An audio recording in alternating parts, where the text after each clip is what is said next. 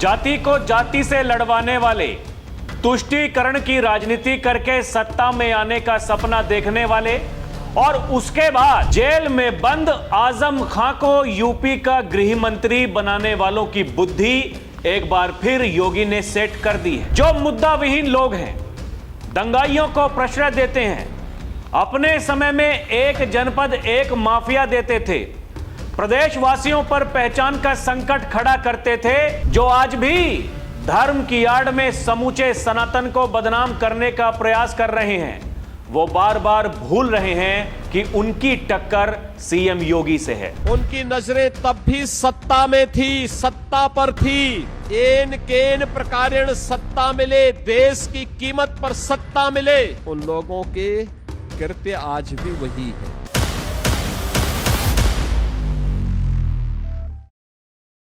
दर्शकों नमस्कार, DNP India देख रहे हैं आप, साथ हूं मैं आपके राहुल चौधरी।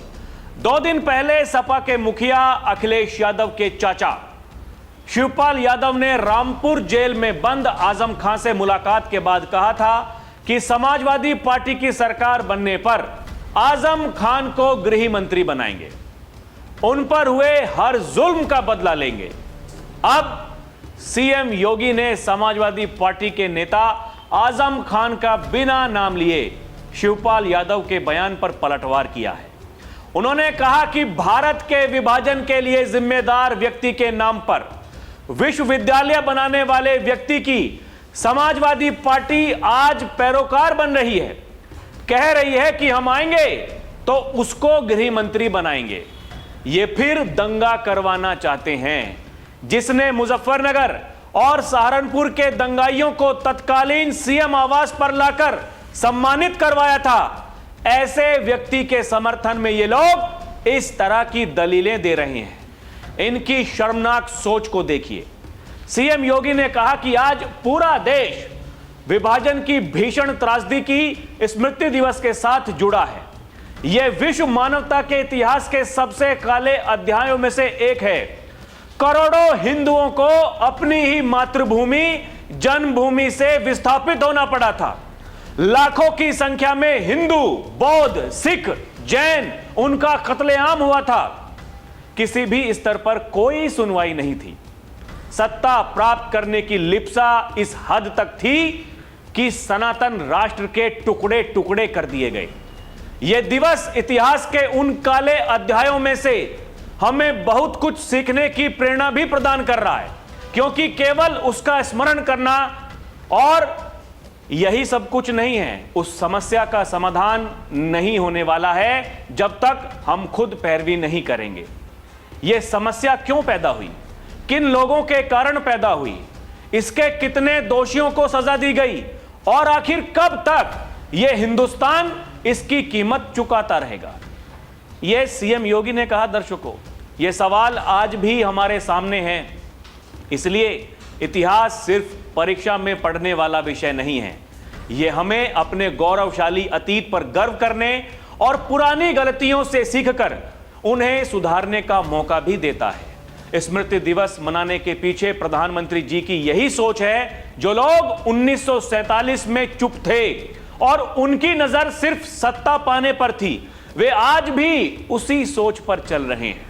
देश की कीमत पर सत्ता हासिल करना चाहते हैं, यही उनका मकसद है।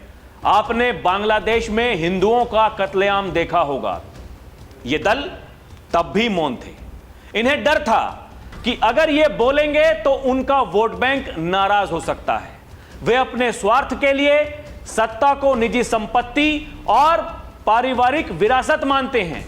इसी सोच के कारण देश के साथ धोखा करते हैं और अराजकता फैलाते हैं। सीएम ने कहा, देश के गुलाम होने के 2 बड़े कारण थे। पहला, आपसी मतभेद और दूसरा, जाति क्षेत्र के आधार पर बंटवारा। इन मतभेदों के साथ साजिशें भी होती रहीं और साजिश करने वाले सफल हुए। नतीजा यह हुआ कि देश गुलाम हो गया। हम एकजुट होकर लड़ नहीं पाए।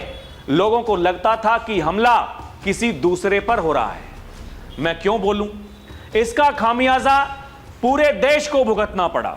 सीएम योगी ने कहा कि मैं भौचक था जब प्रधानमंत्री सीएए लेकर आए।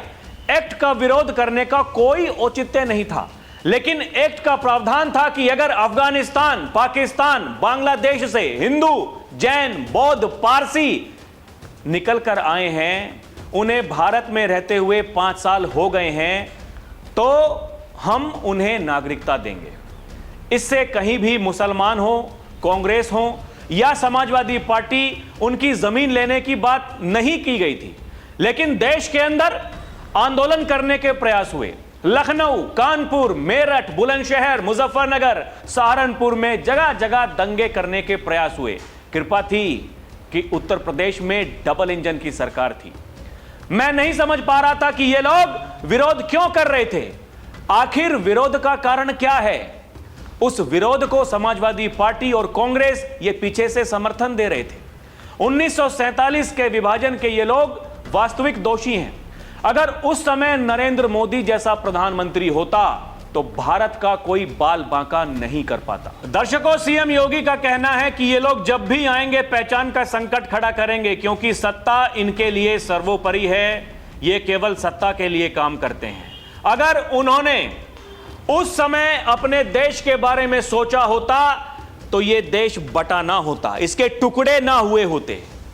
और ये आज भी वही काम कर रहे हैं। आप इनकी मानसिकता देखिए, इनका काम करने का तरीका देखिए।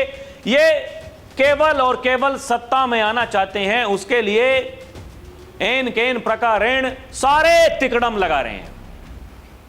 कभी जाति को जाति से लड़वाएंगे, सोशल मीडिया पर फेक अकाउंट बनवाएंगे। देखिए ना इनकी ड्रामेबाजी तो देखिए। ये आज जब इनको कुछ भी नहीं दिखाई दे रहा है, ये छात्रों की आड़ में देश में अराजकता पैदा करना चाहते हैं। दर्शकों, सीएम योगी यही कह रहे हैं कि ये जेंजी को भड़काकर ये आज देश में आग लगाना चाहते हैं। लेकिन हमें सावधान होने की जरूरत है। हमें अपने बच्चों को समझाना होगा, हमें बताना होगा कि वो कौन लोग हैं जो यहां उस समय बड़ी बड़ी बातें करते थे, गंगा जमुनी तहजीब बताते थे, और फिर जैसे ही पता चला कि पाकिस्तान बनने वाला है, वो सब कुछ छोड़ करके अपने परिवार को लेकर के वहां पाकिस्तान में चले गए। और कितने लोग ऐसे थे जो इस दुर्घटना में जिन्होंने अपना पूरा परिवार खो दिया। योगी ने कहा दर्शकों कि जब जब देश बटा है, हिंदू कटा है। जिन लोगों को यह लगता है कि इतनी आसानी से वो सत्ता में आ जाएंगे, ऐसे ही जो आजकल ये पाठशाला चला रहे हैं, जगह जगह जा करके लोगों को बता रहे हैं, अरे देखिए हम आएंगे तो हम ये कर देंगे, हमने अपने समय में। अरे तो क्यों नहीं बताते हैं कि भैया आपने देश का बंटवारा करवाया था? क्यों नहीं बताते हैं कि आपने पूरा बेड़ा गर्क कर दिया था? और तो और इनको उस बात से भी चिढ़ है।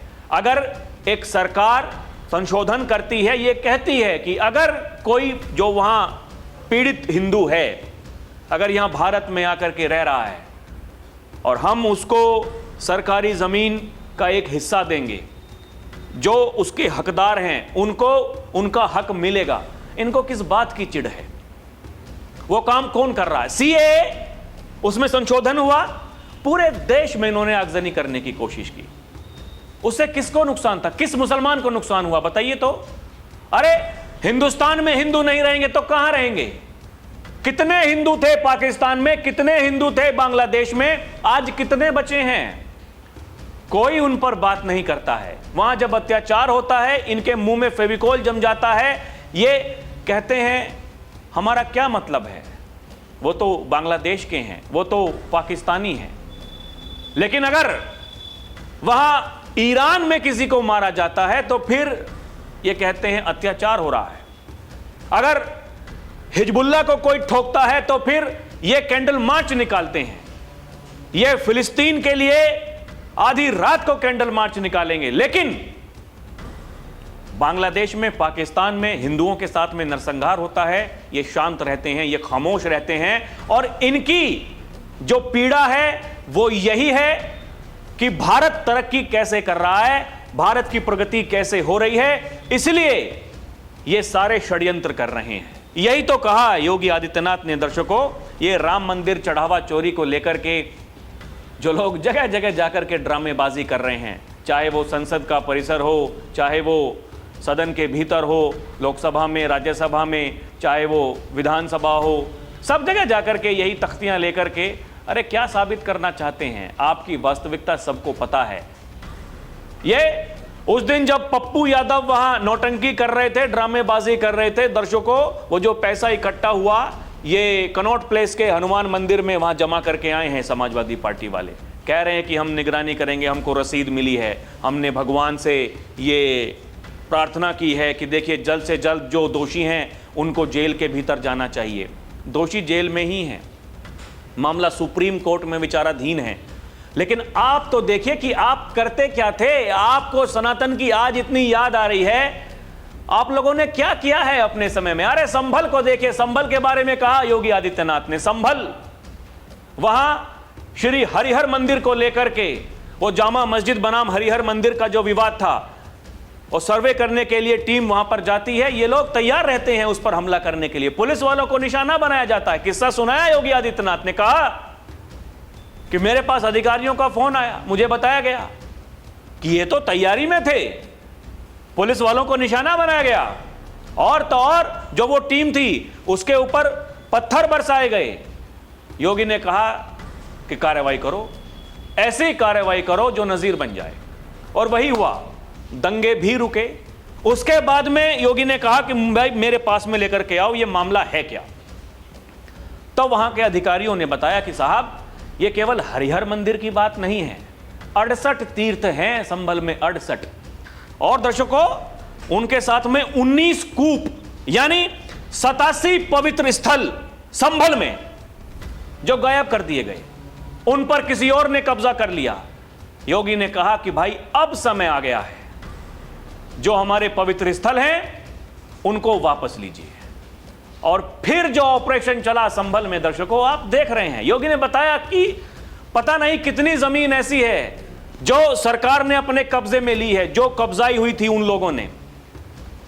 कितनी ऐसी निजी संपत्ति है जो वहां के हिंदुओं की थी, जो वहां से पलायन कर गए, कब्जाई हुई थी, सबको वापस ले रहे हैं। और संभल में आप देखिएगा क्या क्रांति होगी दर्शकों। आज संभल में किसी की हिम्मत है कोई दंगा करके दिखाए? तो यही तो होता है, जब किसी को लगता है कि सब कुछ हमारे अनुसार चल रहा है, दंगे करेंगे, उसके बाद में हमारी सरकारें आएंगी, जो मुकदमे दर्ज हुए हैं वो वापस ले लिए जाएंगे। यही तो हो रहा था, आज नहीं हो पा रहा। ये सब कैसे हो गया?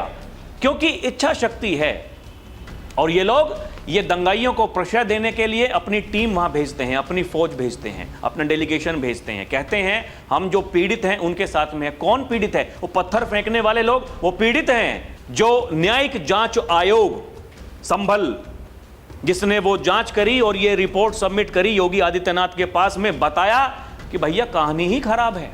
आजादी के बाद से लेकर के अभी तक जितने भी दंगे हुए, सब में वहां हिंदुओं को मजबूर किया गया कि यहां से चले जाइए, ये आपके लिए नहीं है। आप समझ रहे हैं दर्शकों? संभल क्या कुछ नहीं था संभल में, पूरा बेड़ा गर्क कर दिया, कुछ नहीं छोड़ा वहां। आज वो कुएं, वो कूप, वो कैसे मिल रहे हैं? वो जो दूसरे तीर्थ हैं वो कैसे मिल गए? प्रयास किया, मिल गए, लेकिन ये पता चल गया कि किसी ने कलाकारी की थी, वहां कब्जा जमा के रखा था। यही है इनकी कलाकारी दर्शकों। ये कालनेमी बन करके घूमते हैं और ये सोचते हैं कि कुछ नहीं होगा। इनकी, मैंने कहा ना, इनकी टक्कर योगी आदित्यनाथ से है। योगी कहते हैं जाति, क्षेत्र, भाषा के नाम पर बांटने वालों की चिल्लाहट आज ज्यादा चल रही है, उनसे सतर्कता बरतने की आवश्यकता है। सुनिए क्या कह रहे हैं बाबा। यानी आपसी अंतर विरोध, जाति के नाम पर, क्षेत्र के नाम पर, भाषा के नाम पर, जो आज के दिन पर चिल्लाहट ज्यादा जिनकी चल रही है, ये जाति को के नाम पे बांटने वाले लोग हैं। वहां से षड्यंत्र करेंगे, प्रत्यक्ष रूप से जातीय सम्मेलन करके समाज की एकता को भंग करेंगे, और जब कभी दंगे होंगे तो दंगाइयों को अपने आवास में बुला करके सम्मानित भी करेंगे। ये वही लोग हैं, उनसे सतर्कता बरतने की आवश्यकता है। दर्शकों, बीते दिनों आपने एक सिस्टम और देखा होगा, कुछ मौलाना, मौलवी जगह जगह जाकर के ज्ञापन दे रहे थे, डीएम को, एसडीएम को, कह रहे थे कि गौ माता को राष्ट्रीय पशु घोषित कर दीजिए। पहले भी योगी ने यह किस्सा सुनाया था और कहा था कि यह षड्यंत्र है। ये कालनेमी बनकर के घूम रहे हैं। योगी ने कहा कि वो एक ज्ञापन मेरे पास भी आया, तो मैंने देखा कि भाई ये क्या, ये कुत्सित प्रयास हो रहा है। योगी ने उनको बुलाया, बोला आइए कि जी क्या चाहते हैं, कि जी हम चाहते हैं कि ये गौ माता को ये राष्ट्रीय पशु बना दिया जाए। योगी ने कहा कि गौ माता भी कह रहे हैं और राष्ट्रीय पशु भी कह रहे हैं। पशु तुम्हारी बुद्धि है, तुम्हारी बुद्धि पशुवत है। गाय हमारी माता है, स्वघोषित माता है। तुम्हें बताने की जरूरत नहीं है कि हमें क्या करना है, क्या नहीं करना है। सुनिए क्या कहा। ज्ञापन मेरे पास भी पहुंच गया था, उसमें था कि गाय को राष्ट्रीय पशु घोषित किया जाए। तो मैंने उन मौलवियों में से कुछ को फोन किया। मैंने कहा भी मुझे एक बात बताओ, ये तो हमारी सनातन धर्म की धरोहर है, भारत की धरोहर है, आपने पशु क्यों कहा? और यही पशु शब्द मैं तुम्हारे लिए उपयोग करूं, तुम्हें कैसा लगेगा? कहा साहब गलती हो गई। मैंने कहा ये गलती या शरारत, और ये शरारत बार बार क्यों? और ये तुम सिखाओगे हम हिंदुओं को कि गौ माता की पूजा कैसे करनी है? अरे हमारा तो कोई संस्कार गौ माता के बगैर होता ही नहीं है। हमारे यहाँ हर हिंदू का संस्कार है कि पहला ग्रास गौ माता का होता है। दर्शकों, योगी कह रहे हैं कि जितने भी रामद्रोही होंगे उनसे निपटेंगे, जैसे पहले निपटे हैं वो लोग जो हमसे पूछते थे कि राम मंदिर तो बनाओगे लेकिन तारीख नहीं बताओगे। योगी ने कहा बन गया ना मंदिर, ये रोक सके क्या? ये कांग्रेस वाले, समाजवादी पार्टी वाले, ये टीएमसी वाले, दुनिया भर के जो इनके भानुमति के कुनबे वाले हैं, कोई रोक सका? नहीं रोक सकता, क्योंकि ये हमारी इच्छा थी। और भविष्य में जब भी इनसे निपटने की बारी आएगी ऐसे ही निपटेंगे। सुनिए क्या कह रही है। जो रामद्रोही होगा उससे अंतिम दम तक निपटेंगे और पूरी ताकत से उसका मुकाबला भी करेंगे। जो भी अयोध्या धाम और हमारे तीर्थों को अपमानित करेगा और सनातन द्रोही होगा, उससे हर प्रकार से निपटने की पूरी तैयारी होगी, पूरी मजबूती के साथ लड़ेंगे। दर्शकों, एक और किस्सा सुनाया। योगी आदित्यनाथ ने बताया कि ये समाजवादी पार्टी के नेता ने कहा कि सपा की सरकार आएगी, कंस की मूर्ति हम लगाएंगे। तो हमने कहा कि भाई उनकी सोच ही कंस की है और उनसे इससे ज्यादा आप उम्मीद ही क्या कर सकते हो। जो लोग कंस की मूर्ति लगाने की बात कर रहे हो वो और क्या सोच सकते हैं।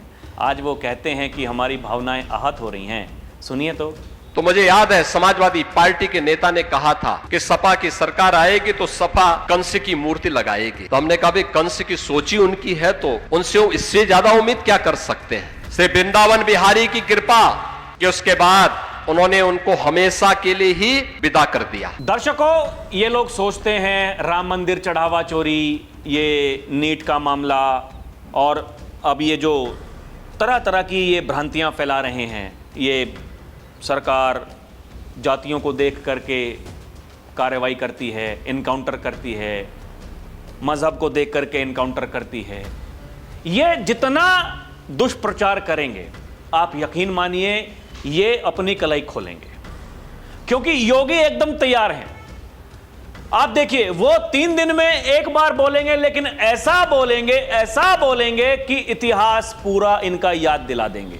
आजादी से लेकर के अभी तक इन्होंने क्या किया, क्या नहीं किया, चाहे उत्तर प्रदेश हो, चाहे पूरे देश की बात हो, चाहे बंटवारे की बात हो, जब जब ये कलाकारी करेंगे आप सोचिए, आप देखिए ये इस तरह से मूर्ख बनाया जाता है।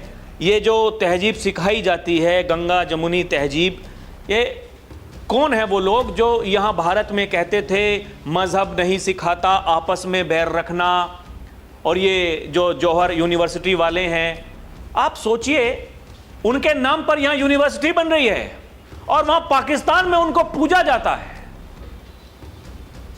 ऐसा क्या हुआ होगा? कुछ तो बात ऐसी होगी जो योगी आदित्यनाथ कहते हैं। जो लोग देश के विभाजन के जिम्मेदार थे उनके नाम पर विश्वविद्यालय बनवाते हैं, और वो कलाकार, वो माफिया जेल में है तो कहते हैं हमारी सरकार बनेगी तो गृह मंत्री बना देंगे। अरे तुम्हारी सरकार पहले थी, पहले क्यों नहीं बना दिया था गृह मंत्री? मुख्यमंत्री बना देते। हालांकि भाई मिनी मुख्यमंत्री तो थे ही थे, लेकिन अब थोड़ा सिस्टम बदल गया। दर्शकों, ये जितना ड्रामा कर रहे हैं, जितनी नौटंकी कर रहे हैं, ये उतने एक्सपोज्ड हो रहे हैं। इस देश की जनता में इस समय बहुत गुस्सा है, खासकर ये जो राम मंदिर चढ़ावा चोरी को लेकर के इन्होंने जो अपमान किया वहां संसद से लेकर के, आप देखिए ना क्या कुछ नहीं कह रहे हैं ये, और इसमें घसीटने की कोशिश कर रहे हैं योगी आदित्यनाथ को। योगी, इनको लगता है वो जितने भी अयोध्या के साधु संत आज जिस कार्यक्रम में थे योगी आदित्यनाथ, वो सब वहां बैठे हुए थे, उन्होंने बताया, कई किस्से ऐसे सुनाए। अरे ये जो साधु संत हैं जिन्होंने अपनी पूरी जिंदगी वहां खपा दी कि राम मंदिर बन जाए, और ये उन पर आक्षेप कर रहे हैं, जनता इनको बख्शने वाली नहीं है। यही कहा योगी आदित्यनाथ ने कि आप जो सपना देख रहे हो गृह मंत्री बनाओगे, वो आपकी सोच पर निर्भर करता है कि कैसे सोच ले रहे हो। बाकी दर्शकों, आपको क्या लगता है हमें कमेंट करके बताएं। अभी के लिए इतना ही। देखते रहें डीएनपी इंडिया, हर खबर भरोसे के साथ। हमारी आपसे अपील है कि आप हमारे चैनल को सब्सक्राइब भी करें। बहुत बहुत धन्यवाद। जय हिंद, जय भारत, नमस्कार।